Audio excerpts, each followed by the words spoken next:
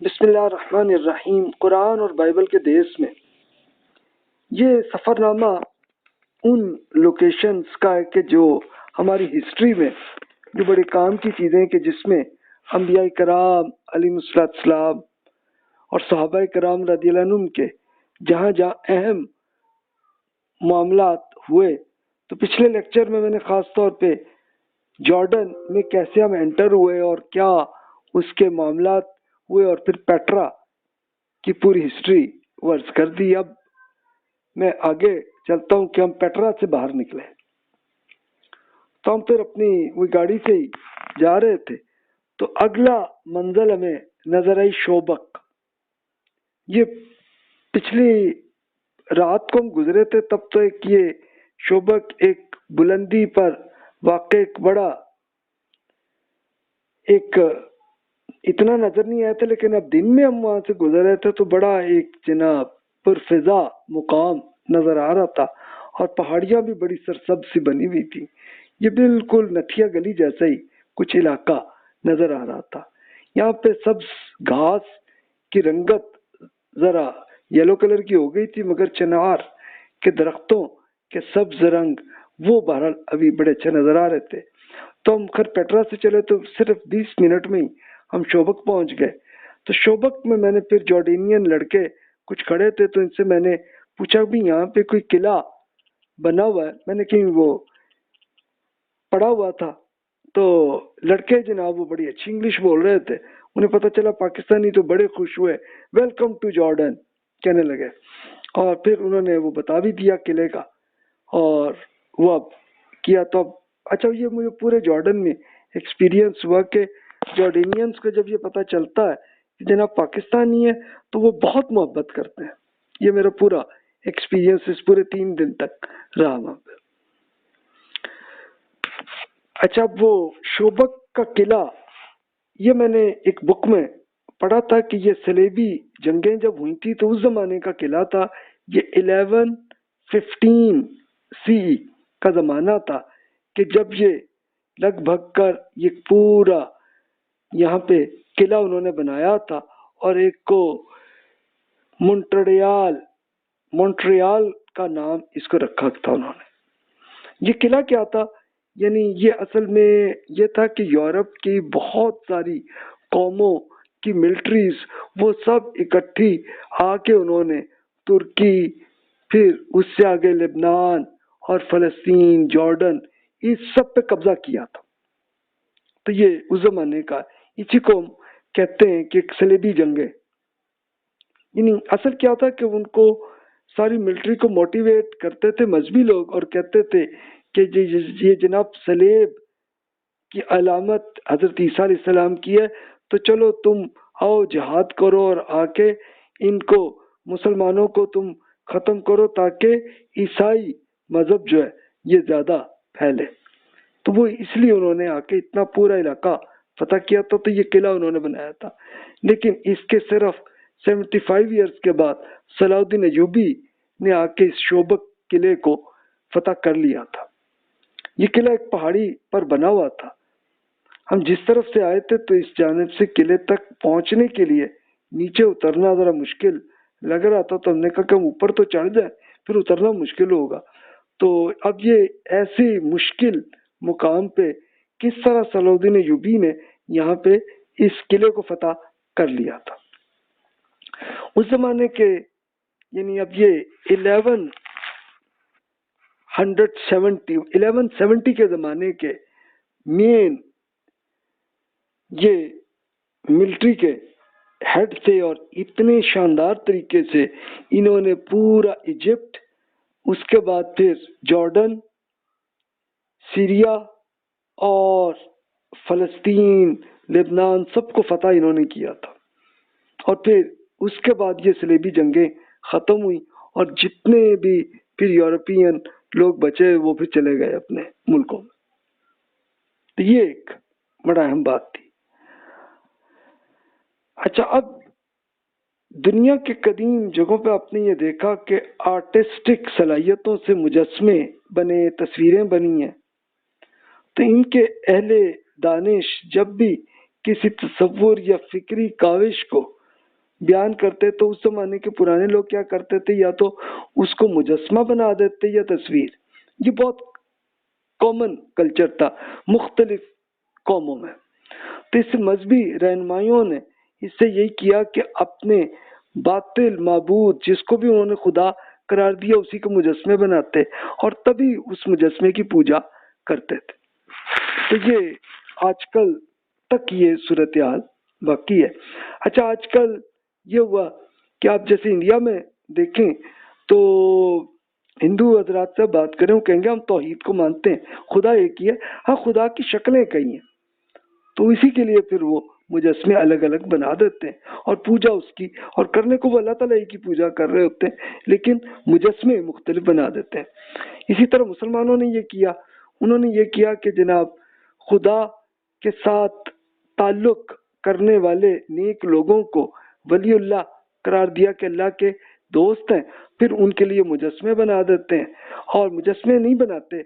تو چلو اور کچھ نہیں تو اس کے لیے پورے مزارات بنا دیتے ہیں. اور پھر پوجا کی شکل یہ بنتی ہے کہ وہ اللہ تعالیٰ سے دعا کرنے کے بجائے اپنے ان بزرگوں سے پوجا کرنے لگتے ہیں، ان سے دعائیں کرنے لگتے ہیں. تو یہ شکلیں بھی مسلمانوں کے ہاں بھی آپ کو نظر آتی ہیں. تو جب رسول اللہ صلی اللہ علیہ وسلم بڑا کلیئرلی یہ بتایا تھا کہ بھی یہ مجسمے اور تصویریں ہرگز نہ بنانا، اسی سے تو شرک ہے زیادہ پھیلتا ہے. تو پھر ہوا یہ کہ مسلمانوں میں مجسمے کوئی بہت زیادہ ڈیولپ نہیں ہوئے. اچھا، وہ ہاتھ سے بنی ہوئی جو پکچرز ہیں وہ کچھ بنی لیکن زیادہ نہیں بنی. لیکن پھر اب آ کے اس کلچر میں اس زمانے میں آ کے یہ ہو گیا، اتنا ہو گیا. تو جناب مسلمانوں نے یہ ایک بڑا کام کیا کہ جسے کاتبین نے کیا کہ انہوں نے بہت شاندار آرٹ مسلمانوں نے یہ بنایا کہ انہوں نے بہت ساری خاص طور پہ قرآن مجید کچھ اور بکس کو انتہائی خوبصورت انداز میں بہت اچھے اچھے فونٹس میں انہوں نے اپنے ہاتھ سے لکھی ہوئی کتابیں. یعنی ایک اسکالر نے ایک کتاب لکھی تو اب اس کی ہزاروں کاپیز کرنے والے یہ جو کاتبین ہیں وہ پھر پوری اس کی کاپیز کرتے اور پھر وہ دوسرے شہروں تک لے جا کے پہنچا دیتے. تو یہ مسلمانوں کے یہاں کی کلچر رہا ہے. تو اس طرح سے مسلمانوں کے یہاں پھر یہ ایک کتابت کا ایک فن جو ہے وہ ہے. اور اس کے کچھ لوگ ابھی بھی موجود ہیں. آپ کو انڈیا میں بھی پاکستان میں بھی ایسے مسلمان ملیں گے کہ جو ابھی اپنے ہاتھ سے بک لکھتے ہیں اور اسی کو پبلش کرتے ہیں. اور اب جب سے کمپیوٹر آئے تو چلو اب وہ کمپیوٹر میں آتا ہے لیکن بہت سارے لوگ یہ کہ پرانے کتابت کی طرح سے جو ہاتھ سے لکھی ہوئی بکس ہیں انہیں کو سکین کر کے اور وہ آپ کو مل جاتی ہیں مختلف ویب سائٹس میں. اب تھوڑا سا صلیبی جنگوں کا بھی میں ذکر کر دوں. وہ اس کی کہانی کیا تھی کہ 640 سی کا پیریڈ تھا کہ جب ابو عبیدہ اور خالد بن ولید رضی اللہ عنہما نے جارڈن اور پھر سیریا کو فتح کی تھا. پھر عمر رضی اللہ عنہ نے جا کے یروشلم میں خود تشریف لائے تھے کیونکہ وہاں کے مین پادری نے کہا تھا آپ کے خلیفہ اگر خود تشریف لے آئے تو ہم بغیر جنگ کے آپ سرنڈر کر لیں گے. تو اس میں عمر رضی اللہ عنہ آ گئے تھے یروشلم میں اور وہاں پہ پھر ان کی ملاقات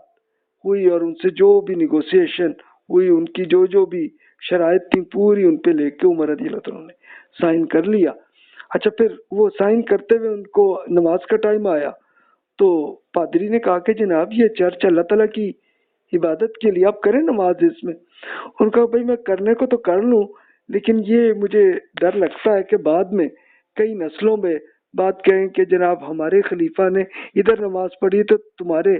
چرچ پہ قبضہ نہ ہو جائے، اس لیے میں ادھر نہیں پڑھ رہا. وہ اس لیے باہر کھڑے ہو کے انہوں نے نماز پڑھی. اچھا، پھر اس کے بعد ہوا یہ کہ معاویہ رضی اللہ عنہ کو گورنر عمر رضی اللہ عنہ نے بنایا اور پھر انہوں نے ایک یہ پورا ایریا جس کو آپ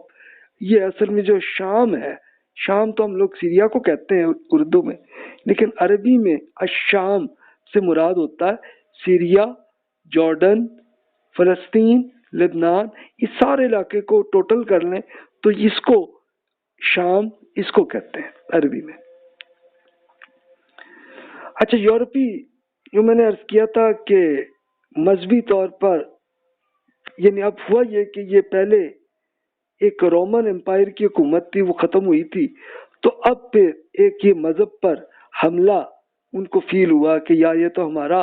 مذہب جو ہے کرسچینٹی یہ ختم نہ ہو جائے، تو پھر ان کے مذہبی لوگوں نے ان کو موٹیویٹ کیا کہ یار جنگ کرو۔ اچھا، لیکن مسلمان بہت مضبوط تھے تو کسی نے کی بھی تو چھوٹی موٹی جنگیں ہوئی، زیادہ نہیں ہوئی اس کے بعد،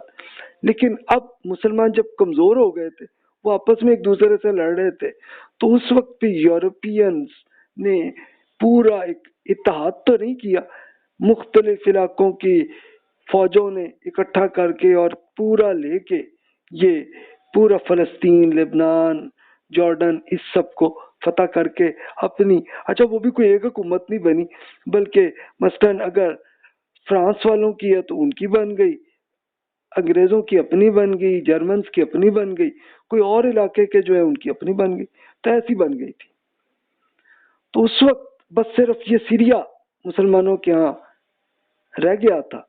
تو اس میں عماد الدین زنگی صاحب رحمۃ اللہ علیہ وہ حکمران بنے، تو وہ بہت اچھے طریقے سے انہوں نے مسلمانوں کا اتحاد کر لیا۔ یعنی یہ عماد الدین زنگی صاحب کی وفات کے بعد ان کے بیٹے تھے نور الدین زنگی صاحب، انہوں نے بہت اچھا کنٹرول کیا، اور ان کی پھر یورپینز کے ساتھ جنگیں جاری رہیں، اور نور الدین زنگی صاحب کے بھانجے تھے صلاح الدین ایوبی صاحب، ان کو ملی، تو پھر صلاح الدین ایوبی صاحب نے پورے اس یروشلم پوری فتح انہوں نے جا کے 1187 میں انہوں نے اس پورے کو فتح کیا۔ اب صلاح الدین ایوبی صاحب کی تفصیل میں عرض کر دوں کہ وہ کیا صاحب تھے، کہ وہ 1138 سی میں عراق میں پیدا ہوئے تھے، اور پھر لبنان کے شہر بعلبک کے گورنر تھے ان کے والد صاحب۔ اس کے بعد پھر وہ خیر سیریا میں آئے، دمشق میں اپنی ایجوکیشن ان کی چلی، پھر شام کے سلطان جو نور الدین زنگی صاحب تھے، انہوں نے اپنے ساتھی شیرکو کو لے کے کہا کہ بھی ایجپٹ کو فتح کرے۔ اچھا، ایجپٹ میں کیا معاملہ تھا کہ ایجپٹ میں ایک مسلمانوں کا ایک الگ فرقہ بن گیا تھا جسے اسماعیلی فرقہ کہتے ہیں، انہی کے باقیات ہیں کہ جو جیسے وہ پاکستان میں آغا خانی کہتے ہیں، تو یہ ان کی حکومت ایجپٹ میں بن گئی ہوئی تھی اس زمانے میں۔ اچھا، اب ہوا یہ کہ ایجپٹ کے لیے، اچھا ایجپٹ میں اب ہوا یہ تھا کہ جو اسماعیلی حضرات کی حکومت چلتی رہی کافی عرصہ تک، 150 سال تک، لیکن وہ کمزور ہو گئے اور بہت ویکنس ہو گئی ہوئی تھی وہاں پہ، اور مصر کے ان کو فاطمی خلیفہ وہ کہلاتے تھے، اور وہ پھر ایجپٹ کے ساتھ بھی وہ جنگ کرنے لگے تھے، ایجپٹ والے جو ہے وہ سیریا سے جنگ کرنے لگے تھے، تو اسی کے لیے پھر صلاح الدین ایوبی گئے اور ان کو رسپانسبلٹی دی کہ آپ گورنر بنے، وہ پھر خیر گورنر بنے، اور پھر انہوں نے آہستہ آہستہ یہ بھی کیا کہ یہ جو فاطمی خلیفہ جو کہلاتے تھے اسماعیلی فرقہ کے، ان کو ختم کر کے معزول کر کے اور ایک باقاعدہ ایجپٹ میں دوبارہ انڈیپینڈنٹ حکومت بنا دی۔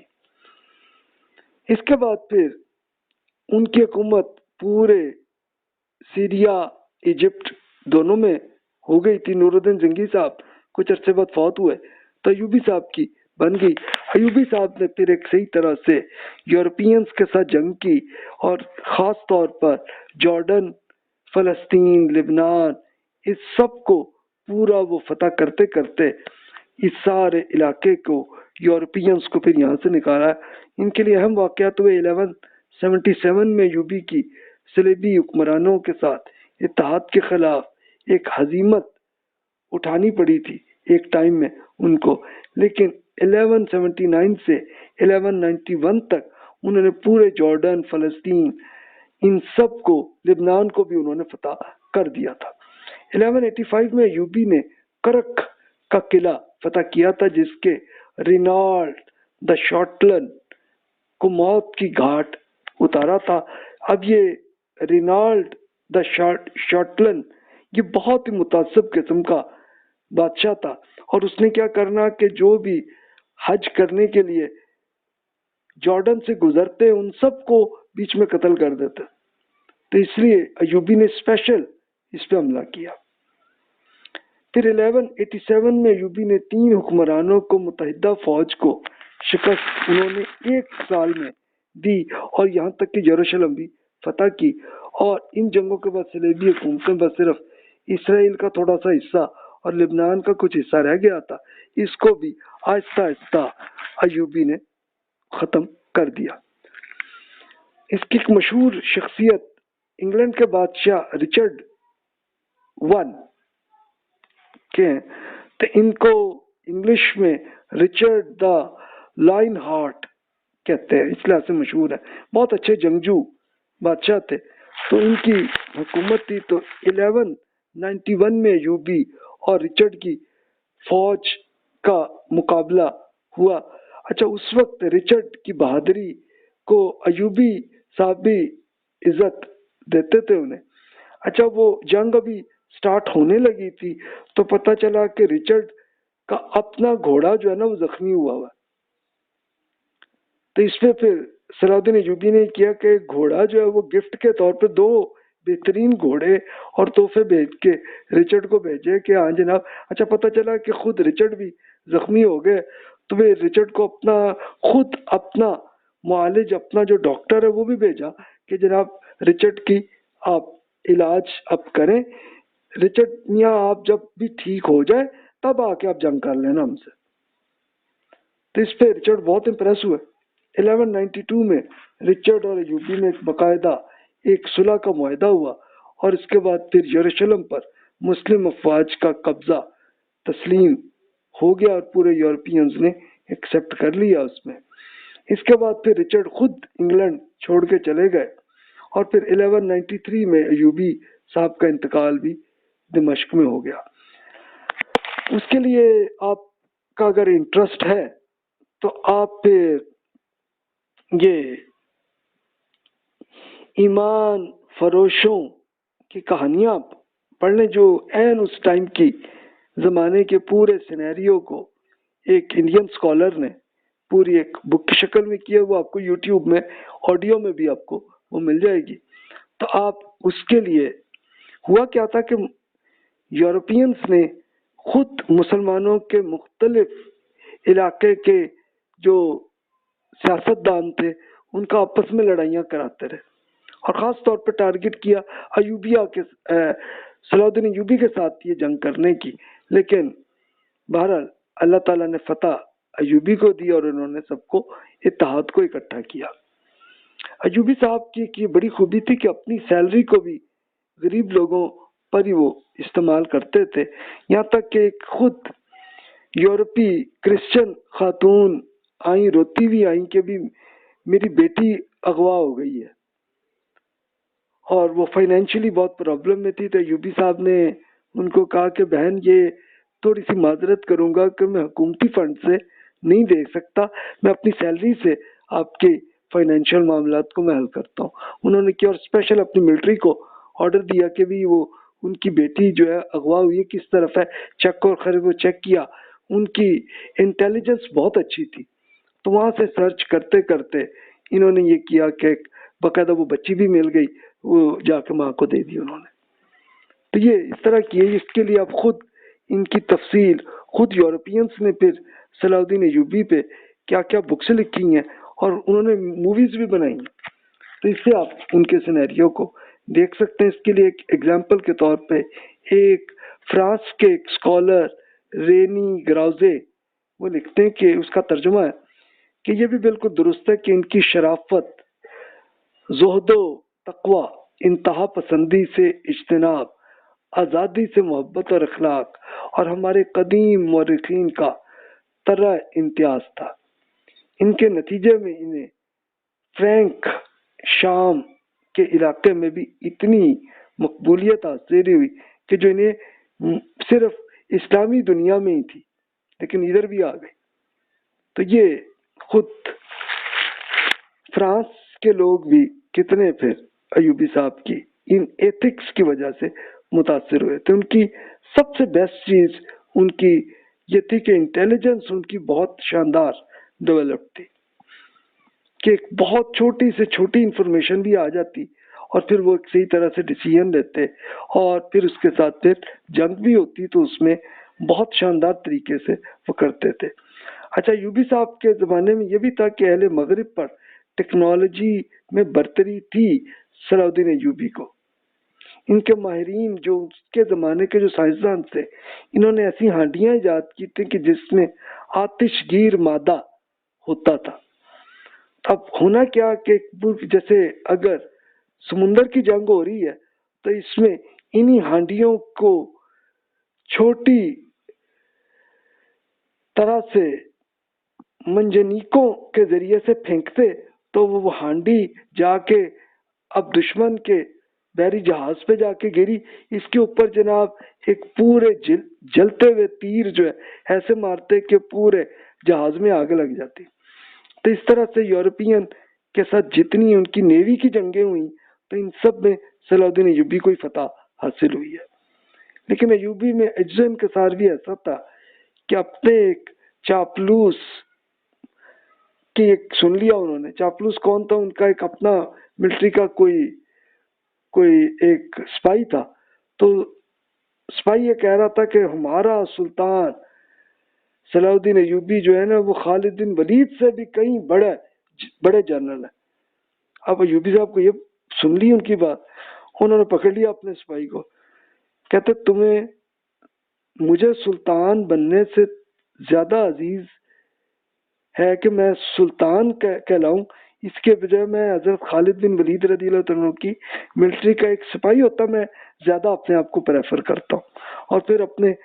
اس سپاہی کو سزا کیا دی؟ انہوں نے کہا کہ جاؤ تم پہلے اچھی طرح سے ہسٹری کو بھی پڑھو اور اس کی بھی پوری بکس پڑھو بیٹھ کے. انہوں نے یہ ان کا کرایا، یعنی سزا یہ دی انہوں نے. اور اپنے کمانڈر کو، اپنے کئی ماتحت کو پھر ایسے ڈانٹتے ہوئے سنا تو پھر انہوں نے پوری کتابوں کو بھی انہوں نے یہ دیکھا کہ وہ جناب ان کے سپاہی جو ہیں وہ کتابیں پڑھ رہے تو ان کے ایک کمانڈر جو ہے نا روک رہا تھا. تو انہوں نے کہا کہ چلو اپنے کمانڈر کو ہٹایا اور اب کیا کیا کہ ان کے صحیح پڑھے لکھے لوگوں کو کمانڈر بنایا کہ پہلے اپنے علم کو تم پہلے پڑھو سیکھو پھر جا کے تم ملٹری میں آؤ.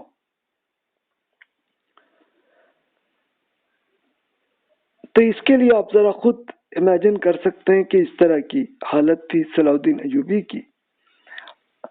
ایوبی 2 مرتبہ ان کے ساتھ بلکہ کئی بار ہوا ایسا حسن بن صبا کہ حشیشین کا شکار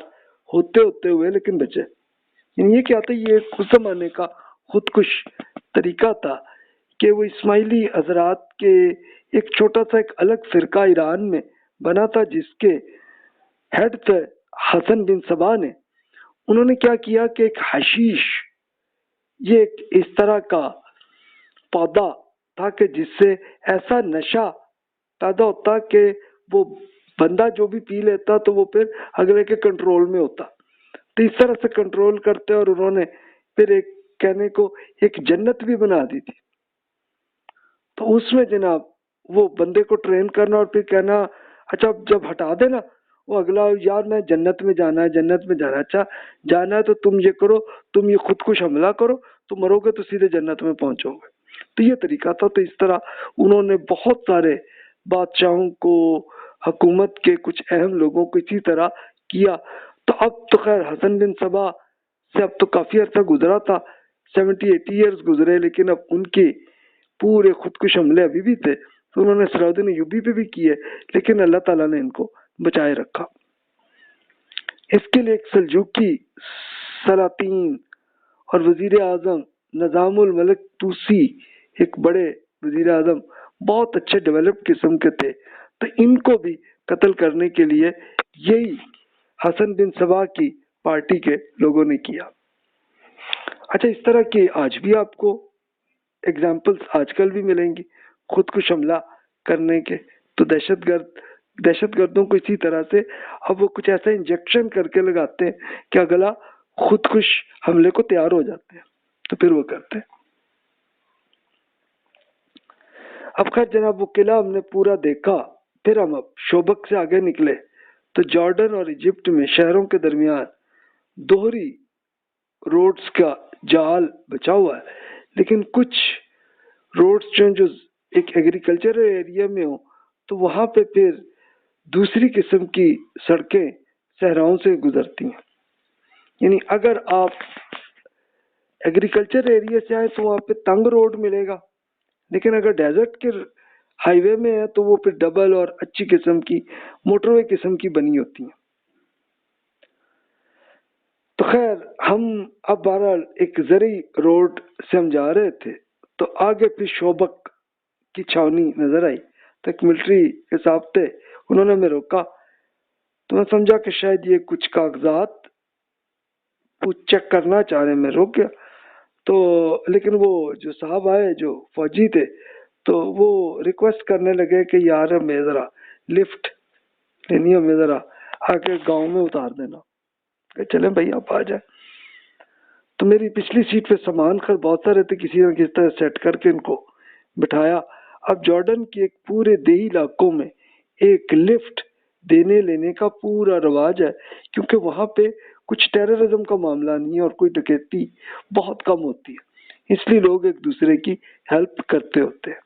تو اسی وجہ سے وہ فوجی صاحب نے ہمیں روک کے، اصل میں یہ اس لیے آئے تھے۔ تو خیر وہ جناب چل کے ان کا جب وہ آیا ان کا قصبہ، تو انہوں نے خیر خود فوجی صاحب نے مجھے بتایا کہ جناب ادھر سے آپ یہ اس ڈیزرٹ والے روڈ سے آئے، آپ جلدی 1 گھنٹہ بچ جائے گا آپ کا۔ تو خیر 25 کلومیٹر میں ہی حسنیہ ایک قصبہ آیا، تو وہاں پہ وہ رکے اور بہت انہوں نے کیا کہ جناب آپ گھر آ کے کھانا کھا کے پھر جائیں۔ میں نے کہا نہیں تھینک یو بھائی، بہت شکریہ، کر کے ہم چلے جناب۔ آگے اب ہم 50-60 کلومیٹر کے بعد ایک کرک کا ایگزٹ آیا۔ اب یہ کرک میں کیا تھا کہ یہ پھر دوبارہ ڈیزرٹ سے ہم دوبارہ ایگریکلچرل ایریا میں آ گئے، اور ایک دکان پہ رک کے میں نے کافی وہاں پہ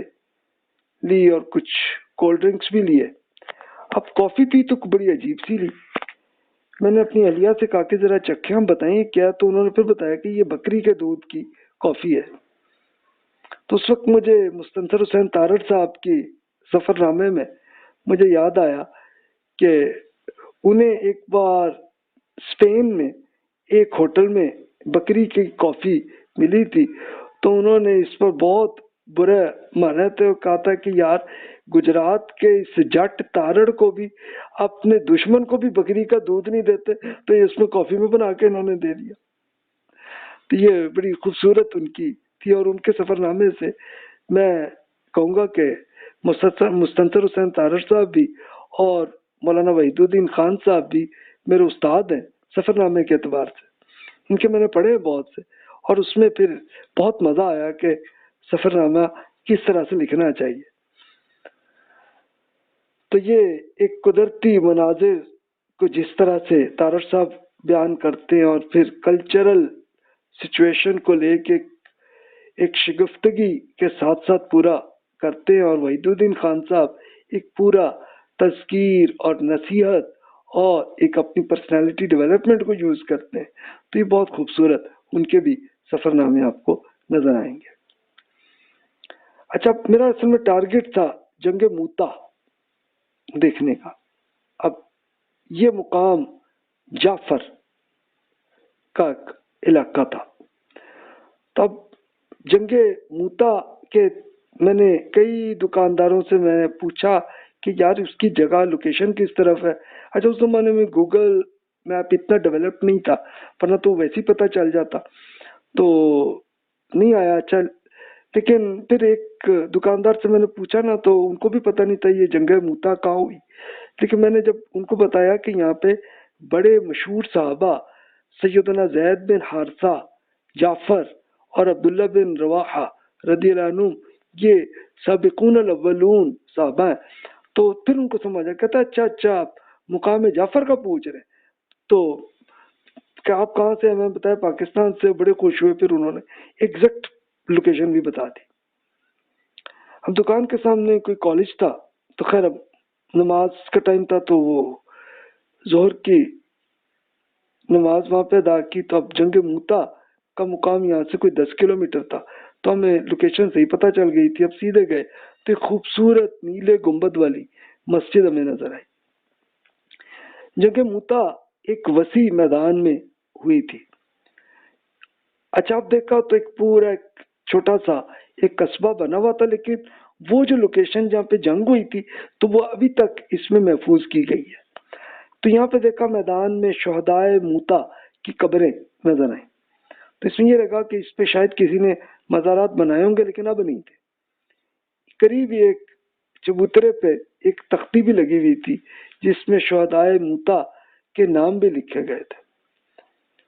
اس کے بالکل سامنے جامع موتا میں دیکھا تو ایک موتا یونیورسٹی کا گیٹ بھی نظر آیا. تو پتہ چلا کہ جارڈن نے یہاں پہ بھی یونیورسٹی بنائی ہوئی ہے ایک چھوٹے سے قصبے میں.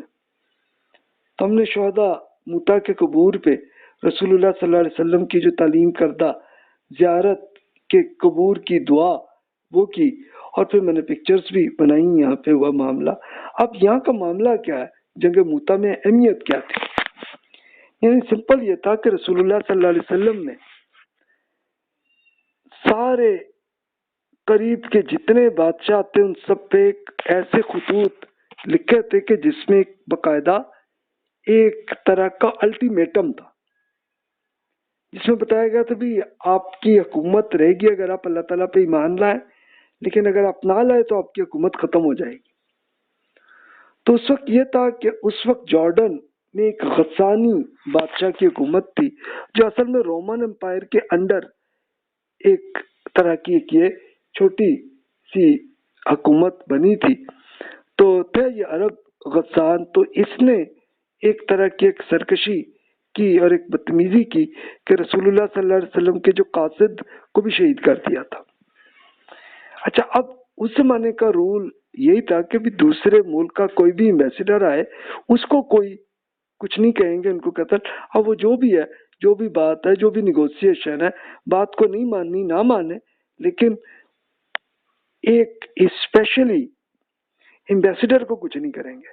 لیکن اب یہ غسان بادشاہ کی ایک یہ بدتمیزی تھی کہ اس نے رسول اللہ صلی اللہ علیہ وسلم کے ایمبیسیڈر کو شہید کیا تھا. اس سزا کے لیے پھر رسول اللہ صلی اللہ علیہ وسلم نے 3000 کا لشکر غسان کے بادشاہ کی طرف بھیجا تھا. اب خیر جب رومن امپائر کو یہ لشکر کی کچھ انفارمیشن ملی تو وہ اپنے 1,00,000 فوج کو لے کے اپنی اسی غسان بادشاہ کی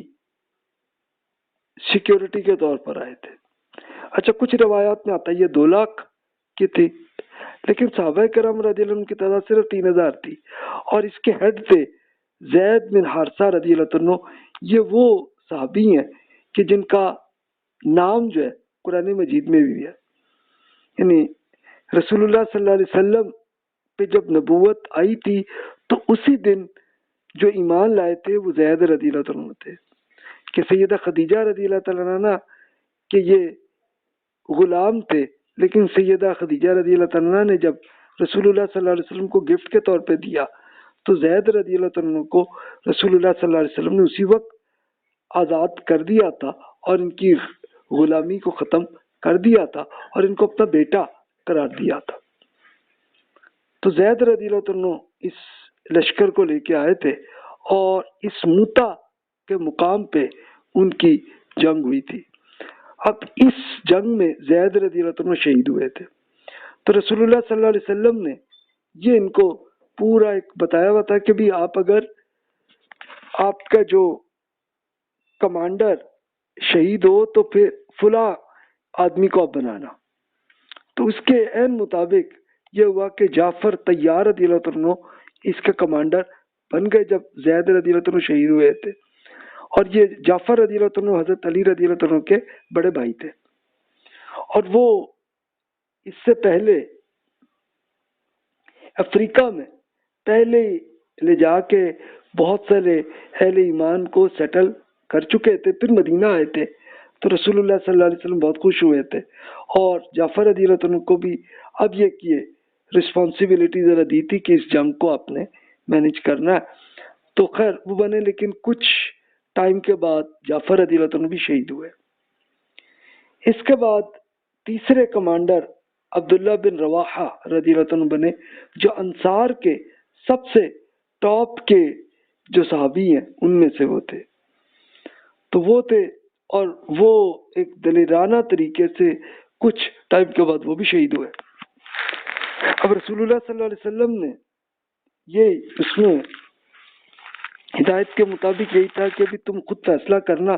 تو لوگوں نے پھر خالد بن ولید رضی اللہ عنہ کو کمانڈر بنایا، اور خالد رضی اللہ عنہ ایمان لانے میں ان کو ابھی کچھ مہینے ہی گزرے تھے، تو وہ ایمان لائے تھے۔ تو خالد بن ولید رضی اللہ عنہ کو ابھی تھوڑا سا ہی ٹائم ہوا تھا، لیکن اپنی ملٹری کے لیے وہ بہت بڑے پہلے ہی ماہر تھے۔ وہ اس سے پہلے جنگ احد میں خود مسلمانوں کو بھی بڑے 70 کے قریب صحابہ کو بھی شہید کیا تھا، لیکن اب جب ایمان لائے تو پھر انہوں نے ایکشن کیا کہ پوری ملٹری کو اچھی طرح ہٹا کے نئے سرے سے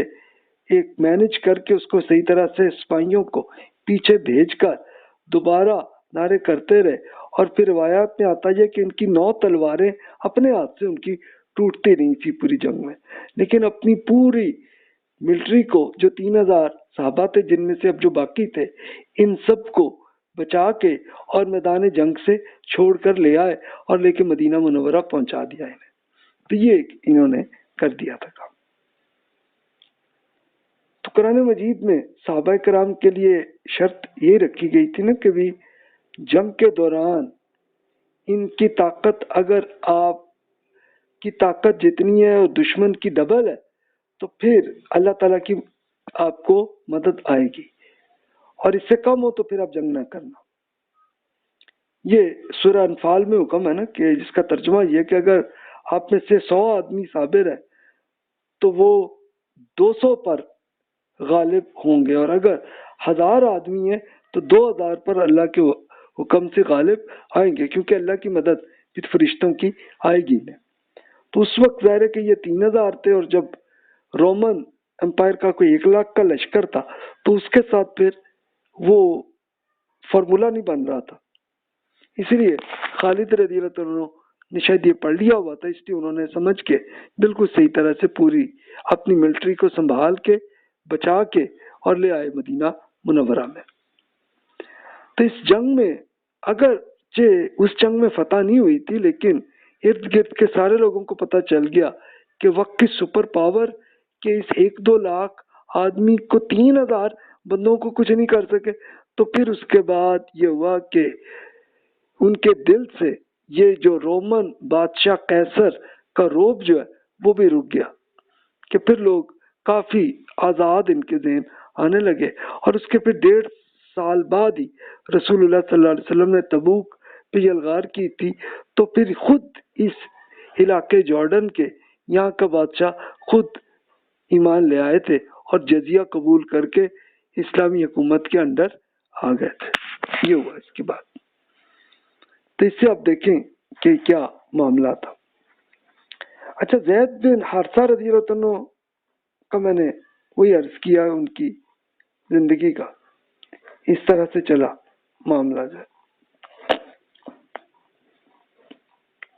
اب جعفر رضی اللہ عنہ کا بھی میں نے کچھ عرض کیا، یہ اب رسول اللہ صلی اللہ علیہ وسلم کے قدم سے جعفر بن ابی طالب کے علی رضی اللہ عنہ کے یہ بڑے بھائی تھے۔ ان کی اہلیہ اسما بنت امیس رضی اللہ عنہ یہ سابقون الاولون کہتے کہ بالکل رسول اللہ صلی اللہ علیہ وسلم کی نبوت کے بعد یہ بہت جلدی ایمان لائے تھے، اور جب کفار بہت زیادہ تشدد کرنے لگے تو اس وقت رسول اللہ صلی اللہ علیہ وسلم نے انہیں حکم دیا تھا کہ آپ حبشہ جو آج کل کا سوڈان اور ایریٹیریا کا علاقہ تھا تو ادھر آپ چلے جائیں، آپ سکون سے رہیں گے۔ تو اب یہاں کے جو حاکم و کرسچن تھے، نجاشی ان کا ٹائٹل تھا، تو انہوں نے یہ کیا کہ وہاں پر چلے گئے تھے۔ تو اس وقت جعفر رضی اللہ عنہ اہل ایمان کی مین ہیڈ وہ تھے، اور وہاں جا کے وہ سیٹل ہوئے۔ انہوں نے جعفر رضی اللہ عنہ سے جب پوچھا، نجاشی بادشاہ نے بلایا، بتاؤ بھائی آپ پہ یہ کیا دین کا کیا معاملہ ہے، تو پھر انہوں نے سورہ مریم پڑھ کے سنائی، تو نجاشی بادشاہ اور خود ان کے آنسو جو ہے نکلنے لگے تھے، اور یہ بھی پھر کچھ عرصے بعد وہ خود ہی مان لے آئے تھے۔ پھر جب وہ واپس آئے تھے تو رسول اللہ صلی اللہ علیہ وسلم اتنے خوش ہوئے تھے، آپ نے فرمایا مجھے یہ نہیں سمجھ نہیں آتی کہ ابھی فتح خیبر ہوا ہے اس کی خوشی ہے یا جعفر کے واپس آنے کی پہ مجھے خوشی ہے، کہ یہ فرمایا آپ نے۔ اچھا، اس کے بعد پھر یہ موتا والا معاملہ ہوا، تو جعفر رضی اللہ عنہ کو زید رضی اللہ عنہ کے اسسٹنٹ کے طور پر بھیجا تھا۔ زید رضی اللہ عنہ شہید ہوئے تو جعفر رضی اللہ عنہ آئے، لیکن وہ بھی شہید ہو گئے اسی جنگ میں۔ اور رسول اللہ صلی اللہ علیہ وسلم کو کچھ وحی میں یہ پوری انفارمیشن ملی تھی، تو آپ ایک ایک کا نام لے لے کے بتا رہے تھے کہ اب یہ ہو گیا، اب یہ زید شہید ہوئے، اب یہ جعفر شہید ہو گئے، پورا اس ٹائم فرما رہے تھے۔ پھر آپ جعفر رضی اللہ عنہ کے گھر میں تشریف لائے، ان کے بچوں کو پیار کیا، اور ایک پوری ندوہ ناک اندو ناک خبر ان کی پوری فیملی کو بتایا۔ تو اب خواتین بہت زور رہی تھی، تو اس پہ رسول اللہ صلی اللہ علیہ وسلم نے انہیں روکا کہ بھی آپ ایسا نہ کریں، کیونکہ رونا ہے تو بس اتنا کہ آنسو آئے، لیکن یہ نہیں کہ آپ یہ ماتم نہ کریں۔ جعفر رضی اللہ عنہ کے 90 کے قریب زخم آئے تھے، اتنا تھا ان میں معاملہ، اور کئی ان کے بازوؤں کے بدلے رسول اللہ صلی اللہ علیہ وسلم نے بتایا کہ جعفر کو جنت میں 2 پر اللہ تعالیٰ نے دے دیے، اسی کے نام سے وہ جعفر طیار کے نام سے مشہور ہوئے، کیونکہ جعفر رضی اللہ عنہ کے دونوں ہاتھ کٹے تھے، تو وہ ان کے اللہ تعالیٰ نے ان کو ایسے پر اللہ تعالیٰ نے دیے تھے۔ اور کچھ حدیث میں یہ بھی آتا ہے کہ رسول اللہ صلی اللہ علیہ وسلم نے دیکھا کہ جعفر شہادت کے بعد اوپر آسمان سے ایسے اڑتے ہوئے جا رہے ہیں، تو یہ بھی اس کی بشارت تھی۔ اچھا، اب اس کے بعد یہ ہوا کہ کفالت کے لیے یہ کیا تھا کہ ابو بکر صدیق رضی اللہ عنہ نے جعفر رضی اللہ عنہ کی بیگم سیدہ اسماء بنت امیس رضی اللہ عنہ سے شادی کی تھی، اور ان کے بچوں میں عبداللہ بن جعفر رضی اللہ عنہ وہ زیادہ مشہور ہوئے، تو ان کی زندگی ایسی گزری۔ پھر ابو بکر رضی اللہ عنہ جب خود فوت ہوئے تو ان کی بیگم اسماء بنت امیس رضی اللہ عنہ نے پھر علی رضی اللہ عنہ سے شادی کی۔ ان زمانے میں یہ کوئی ایشو ہی نہیں تھا کہ بیوہ خاتون کے لیے کوئی ایشو ہی نہیں تھا کہ بیوہ ہونے کے بعد بس وہ جو عدت کا پیریڈ ختم ہونا اس کے بعد فوراً نہیں 4.5 مہینے کے بعد شادی کر لیتی تھی، کوئی ایشو نہیں تھا۔ یہ صرف ہمارے کلچر میں ہے کہ ایسا نہیں ہوا۔ اچھا، عبداللہ بن رواحہ رضی اللہ عنہ یہ تیسرے کمانڈر تھے۔ ان کی کیا تھی کہ رسول اللہ صلی اللہ علیہ وسلم پر یہ بہت پہلے ہی مان لائے تھے کہ جب مدینہ میں دعوت پہنچی تھی، اور رسول اللہ صلی اللہ علیہ وسلم نے کئی مرتبہ آپ خود مدینہ سے باہر کسی کام کے لیے باہر تشریف لائے تو عبداللہ بن رواحہ رضی اللہ عنہ کو حکمران ان کو بناتے تھے، اور خود آپ باہر کہیں پہ بھی گئے تو اس سے آپ اندازہ کرتے ہیں۔ اور آپ اہل عرب کے ایک چوٹی کے شاعر بھی کہلاتے تھے، اور ان کی شاعری بہت شاندار تھی کہ رسول اللہ صلی اللہ علیہ وسلم کو بھی ان کی شاعری بہت پسند تھی، اور اس کو پڑھا کرتے تھے کہ اتنی ان کی شاندار تھی۔ تو عبداللہ رضی اللہ عنہ دعوت پورے مدینہ میں بہت پھیلائی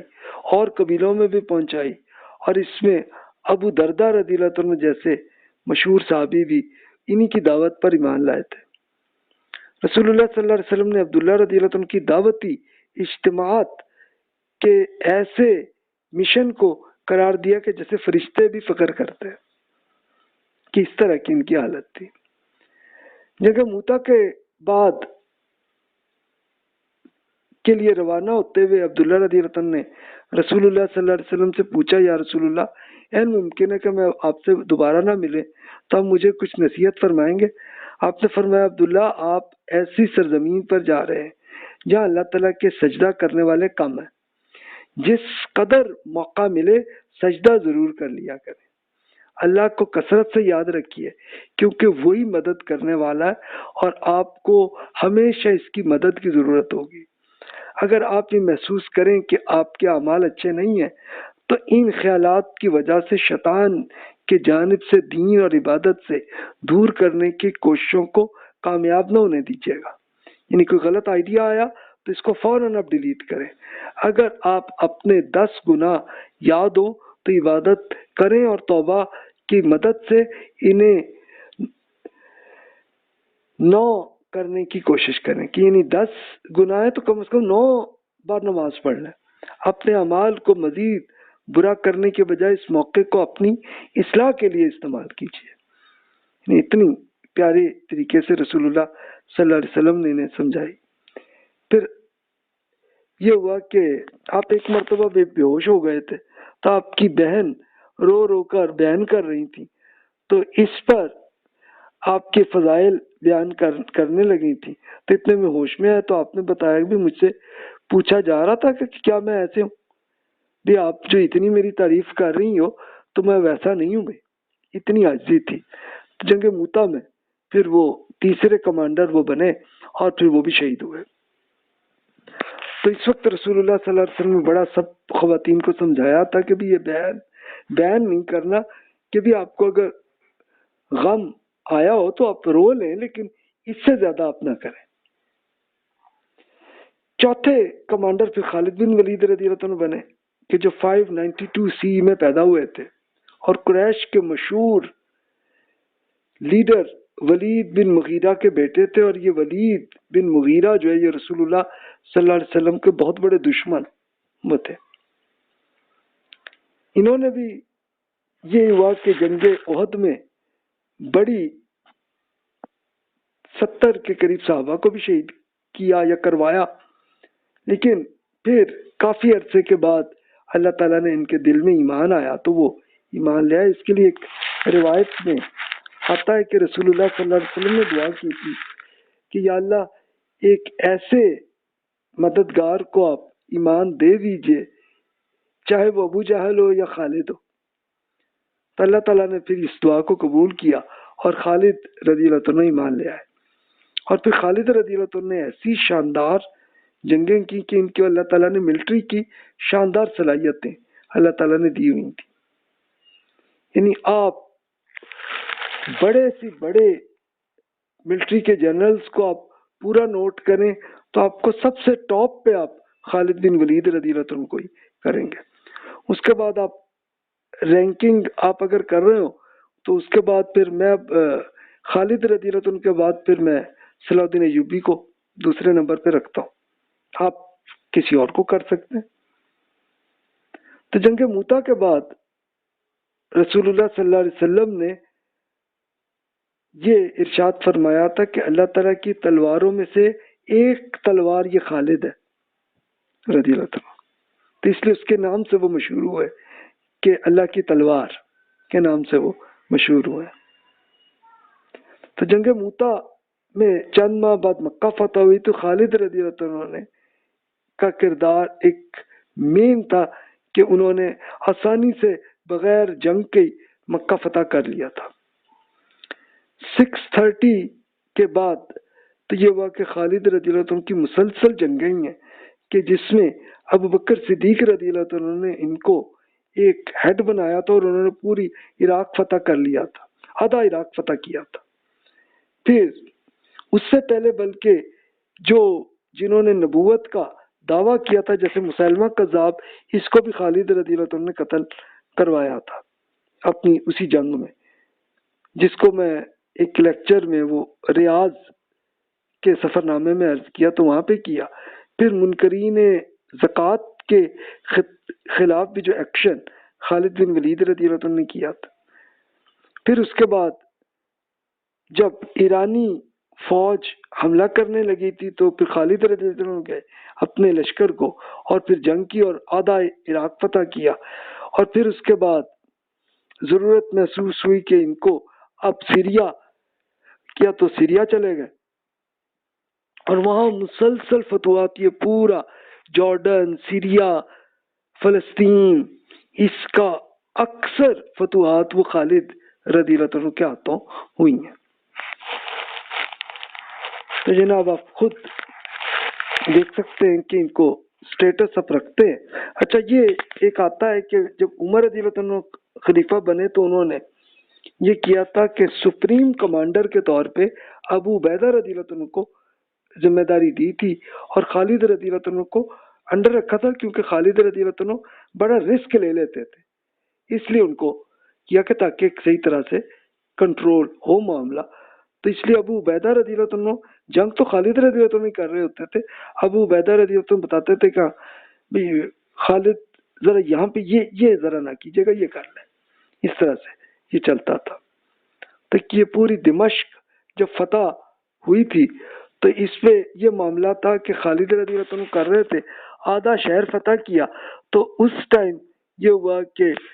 اسی شہر کے سارے لوگ پہلے ہی سرنڈر ہو چکے تھے، اور ابو عبیدہ رضی اللہ عنہ سرنڈر کے بعد ادھر آ گئے تو دیکھا خالد رضی اللہ عنہ ادھر سے فتح کرتے آ رہے، کہتے خالد بیٹا رک جاؤ یار، بس اب رک جاؤ، اس لیے کہ یہ سب ویسے ہی سرنڈر ہو گئے، اب جنگ کی کوئی ضرورت نہیں۔ تو وہ 642 سی میں حمص جو سیریا کا شہر ہے وہاں پہ ان کا انتقال ہوا ہے، اور وہ ان کو بس یہی دکھ تھا کہ یار یہ جنگ میں کہ شہید نہیں ہوا تو موت میری اپنے بیڈے میں ہو رہی ہے، تو بس ان کا دکھ یہی تھا۔ خیر جناب، اب آگے بات میں آگے کرتا ہوں کرک کی۔ کرک آگے ہم چلتے گئے تو کرک شہر آ گیا تو دیکھا کہ چند پہاڑیوں میں یہ شہر تھا، اور اوپر کرک کا قلعہ تھا۔ یہ وہ قلعہ تھا کہ جو صلیبی لوگوں نے قلعہ بنایا تھا، اس کو بھی صلاح الدین ایوبی نے فتح کیا تھا۔ اس کرک کا قلعہ موٹی موٹی دیواروں پر بنا ہوا تھا، اور اس کی سیکیورٹی بہت شاندار تھی، اور اس کو فتح کرنا ہی ناممکن کہا جاتا تھا، اور صلاح الدین ایوبی نے بہرحال فتح کر لی وہاں پہ۔ تو یہ پورا دیکھا اس کو میں نے۔ سلطان نور الدین زنگی رحمۃ اللہ علیہ سے پہلے وہ بھی کوشش کر چکے تھے، لیکن یہ فتح نہیں ہوئی تھی۔ اس کرک کے قلعے کا جو ہیرو تھا یہ رینالڈ دا شارٹلن تھا، اور یہ صلیبی بادشاہ بالڈون کا نائٹ تھا، یعنی ملٹری کا نائٹ، انگلش میں تو کہتے ہیں نا کہ یہ جو مین کمانڈر جو بہت شاندار کوالٹی کا ہو تو اس کو کہتے ہیں۔ تو اس نے اصل میں یہ کیا کہ صلاح الدین ایوبی سے کئی بار معاہدے کی لیکن پھر توڑ دیتا، اور خاص طور پر یہ ٹارگٹ کرتا